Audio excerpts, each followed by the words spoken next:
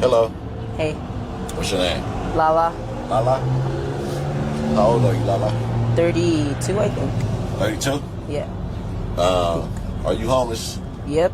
How long have you been homeless for? Since 2018. Since 2018, so Like 7 almost years. 7 years, huh? Long ass time. 7, 8 years. How did you become homeless? Well, I became homeless because I had this boyfriend, right? He was very abusive. And his mom let me live with him for like 6 years. And then one day, like, he was like throwing me around like a rag dog, calling me a hoe and stuff. And like, he had tissue on his... And I was like, why you got tissue on you? That's weird. I don't want to be no nigga with tissue on it. Whatever. What was it? Tissue on his dick. Yeah, tissue on his dick.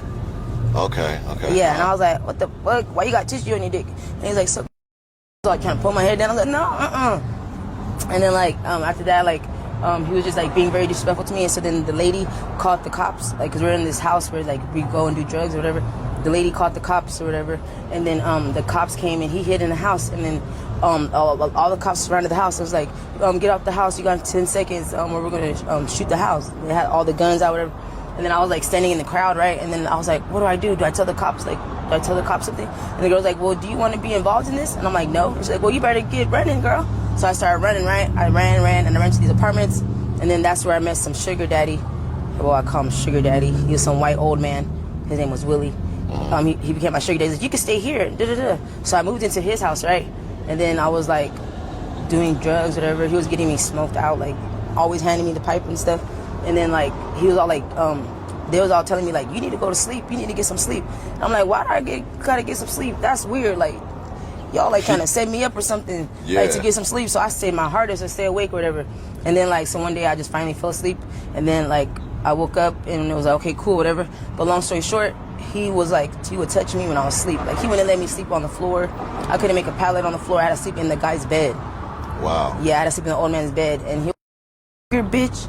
And he was like very like mean to me, creepy. Like he'll be like hiding behind the wall and I'll be sitting down on the couch. He'd be like peeking and shit. I see you, bro. And like me and my friend one day, like I was sitting on the couch and he goes, get off the couch. Don't lay on the couch. Go lay in the bed.